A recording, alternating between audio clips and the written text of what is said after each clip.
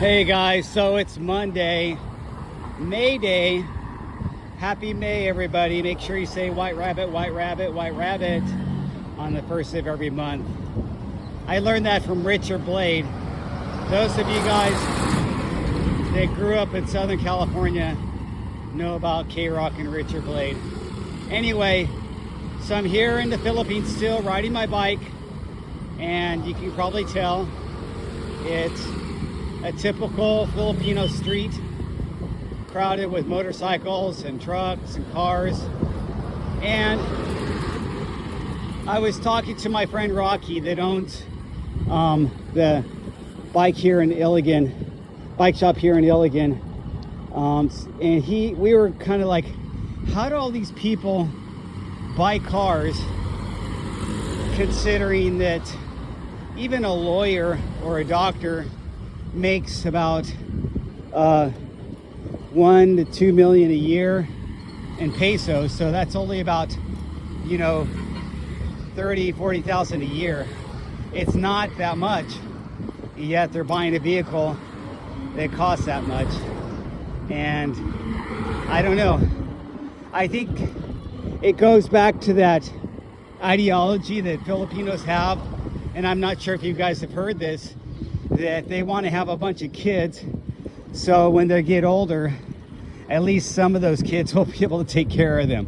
And I think they have that mentality. That's why you see such large families.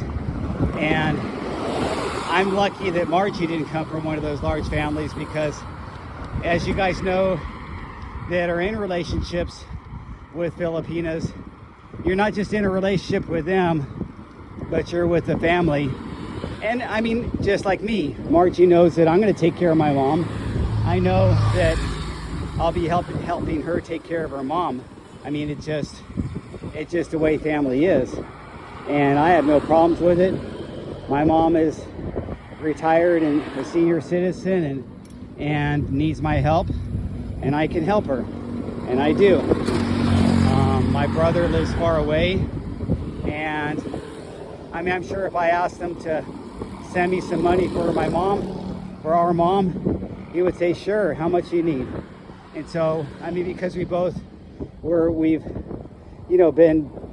blue collar workers, most of us, for most of our lives, but some of us have done better than others and been able to I have my own businesses, and I made some really good real estate investments, and I mean, the best being my home in Pasadena.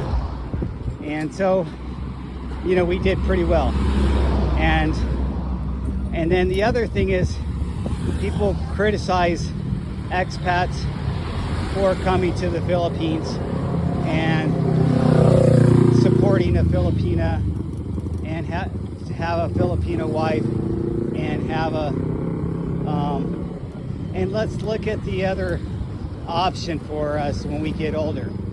Do we really want to be living in the United States and pushed into some nursing home and having, obviously terrible treatment in most nursing homes?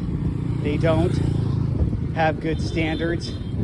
People are basically farmed for their insurance money, and then when they farm out their insurance money, they go for their government subsidized money and take their Social Security and everything else, and basically are farming them like cows.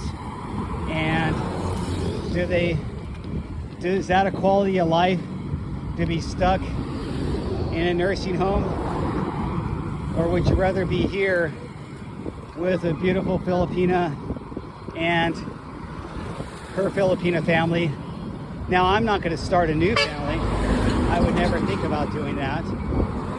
I just don't want to take on that responsibility, but I'm happy to take on the responsibility that my wife has a daughter, and I consider her my daughter now. I mean, I've been with her for 9 years, and the daughter has grown up only knowing me as daddy, and I feel very nice about that.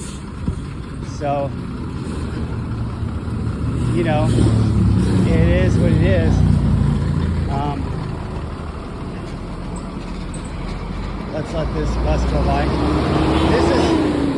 This is how most people get around with public transportation. But like I said, a surprisingly amount of people are able to buy cars and own cars, and then another large amount of people have motorcycles. I would say a typical Filipino that the foreigner meets is going to come from a family that has probably a motorcycle or a trike or maybe a jeepney or something like that, but they're more than likely not at that level to have a car. If they are, then that's kind of unique, but most of them are living kind of in a very poor environment with you know, some of them are even cooking with wood and what I would call like camping lifestyle. So others maybe have got educated and got worked at the call centers or work at the mall or something like that. And I mean, just because they work even as a teacher or a nurse, even them, they're not making that much money. They're making basically $10 or $20 a day US. So, and the cost of things, except for housing, but the cost of the, you know, products that you buy to live, the rice, the, you know, all your foods is the same as in the US for the most part. So and then the same as the utilities.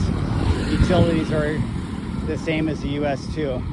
And let's look at the obvious. The Filipinos are going to, you know, try to make business wherever they can because they have to.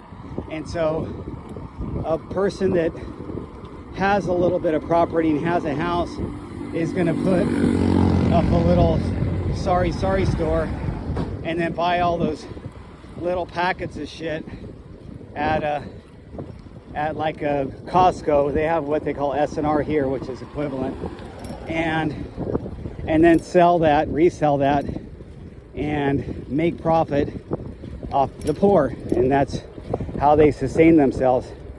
And you can't blame them. They're just, what else are they going to do?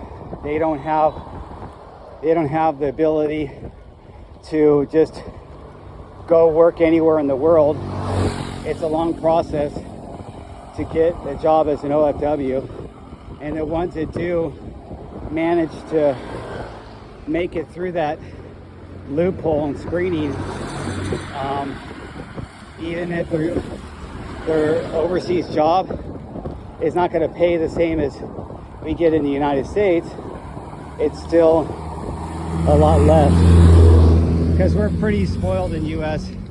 We have minimum wage laws, we have labor unions, we have all these other things. We have retirements that are mandated and given by the government. So they don't have that with OFW jobs. They do have a retirement here. My wife's mom and her papa, before he passed away, they got Social Security, but their Social Security is, I don't even know. I think it's like 1,000 pesos a month or something ridiculous like that. So $20 a month. It's really, really low. So it's some pocket money, as we call it, but it's not any money to, if they didn't already own their home and had very cheap property tax, then it would be really rough on them. So anyway, I will talk to you guys later.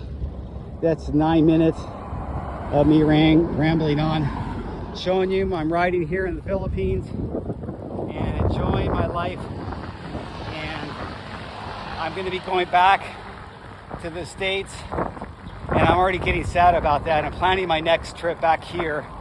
But what we want to do is